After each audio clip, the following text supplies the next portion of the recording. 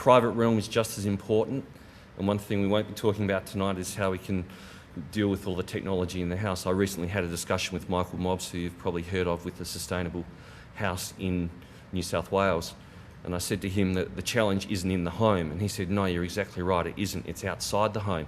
But in fact, sitting here and listening to what people have been saying, the challenge is probably actually inside people's heads. So what we need to do is make sure that people, again, living holistically, use the private, have a quality of life within the private realm and the public realm. One of the key things that we see we can do is actually break down the sense of social isolation that a lot of the people in these sort of developments do experience in the fringe areas. I'd just like to digress on that for a moment.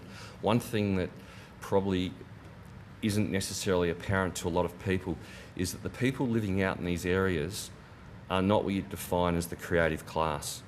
These are the hard-working Aussies. I won't call them battlers, they're just the hard-working Aussies, lower and middle class primarily. They don't have a high level of affluence to be altruistic around the area of sustainability. They'd like to, they see it as important, and they care about the world as much as anyone, but they find it really hard to get the money together, a lot of them, to actually think about putting in a rainwater tank. So we have to be mindful when we deal with these sort of projects to not just go, right, we can do it in the inner city, why can't we do it easily on the fringe? The fact is, these people aren't set up the same way. The second car, unfortunately, isn't a choice for a lot of these people, it's a need. And it was really encouraging to hear the discussions around sustainable transport. It was actually further than what we've been thinking about and what's possible, so that's great. The other thing to realise is that this is an area where there is mortgage stress at the moment of over 35% of households have mortgage stress. I won't talk about transport.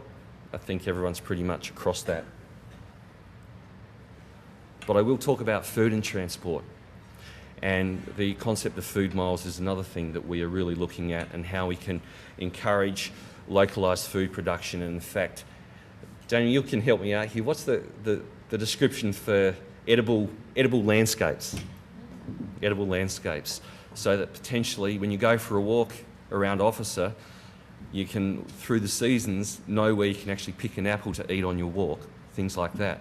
But the other big thing with this, with food miles and food, is that it seems ludicrous for people, for a market gardener in this area, to harvest his crop, send it all the way up to the wholesale food markets in Epping, for it then to be transported back down here to Officer into the local supermarket less than probably 3 kilometres away.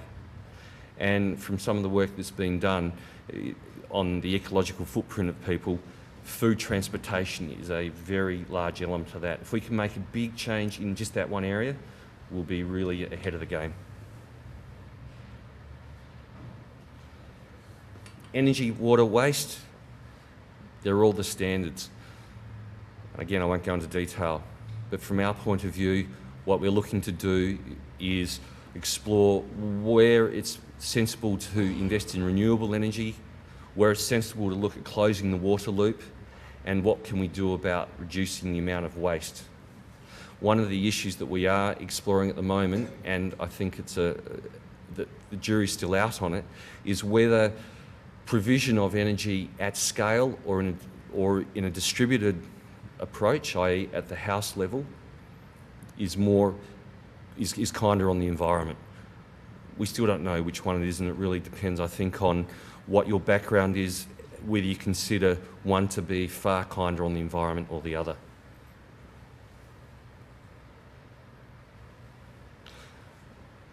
There's no point talking about sustainability and how we have an opportunity for step change here unless we ensure there's the appropriate economic conditions. Again, as Alan's map showed, people travel a long way. I think it said 15 kilometres for work. Thinking carefully about the town centre, local jobs for local people, transport options, where if they do need to travel, they don't need to get in a car. But another thing that I got excited about when I read it was in fact that there's a paper written recently in England actually looking at broadband as a mode of transport. And the concept around that is that through high-speed internet access, people can telecommute. The average telecommuter travels on roughly 19 kilometres less per day. Now, that's only travel time, but let's look at it a bit further. That's actually downtime. If we can reduce people's downtime, we reduce a number of things. We reduce in being in a car, going to work, or even commuting on a train. We can potentially reduce their amount of stress and in fact increase their opportunities to engage either with their families or with their local community. So localised prosperity, economic prosperity, actually becomes then a catalyst for greater prosperity in the other realms of life. I mentioned earlier about this community becoming self-directed, and another one of the challenges that we have when we're looking at ways of doing this is how do we get this community to actually own the project, to own the environment that they live in.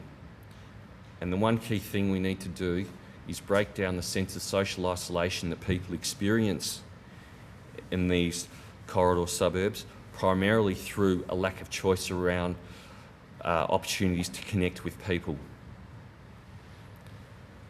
The other parts that we're looking at in terms of is the concept of ownership and governance. Another thing that we're looking at and discussing, and we're still in the planning stages, that's why I'm saying we're looking at as opposed to we will do it. Again, replicable at scale means that this has to be reproduced in a commercially viable way by others. We're looking at what we can do around ownership of the town centre and ownership of public facilities. Carbon trading is coming. It's a pity because it's a pity that we're in the position where we have to trade carbon. It's coming, so why not consider opportunities for residents to actually benefit from cleverly designed, low emission town centres such that there's a net number of carbon credits that they could trade. The money that the community earns goes back into improving, continuing to maintain the community, provides extra books for the library. It becomes a self-perpetuating loop of prosperity when you look at things like that and how you can actually get people's ownership, not just to be emotional, but also financial. This day and age, you really cannot break the nexus between the two and expect to have long-term continuing change. Governance again. When this project is finished in roughly 2016, we have 10,000 people living within VicUrban's officer project and another 50,000 people living in the surrounding area. Council will be involved in taking over all the public realm in terms of maintenance and management. But councils don't own communities and they don't control communities, they work with communities. So what we need to do is build in sustainable opportunities for people to self-govern. And there's a lot of good work that's been done in the States around that. Americans by their nature are better joiners than Australians, but perhaps things will change as people start to experience more broader social interactions with people in their community because of the way we've designed the public realm. Probably the last thing I'd like to end on is this project is an opportunity to start at the beginning and design for the outcomes we want. And most importantly, in the back of our minds is a phrase, society gets what it deserves. Here we've got an opportunity to actually think about changing how people approach sustainability and in doing so, change what they deserve because they've thought about it, they are involved with it and they earn a better future. Thank you.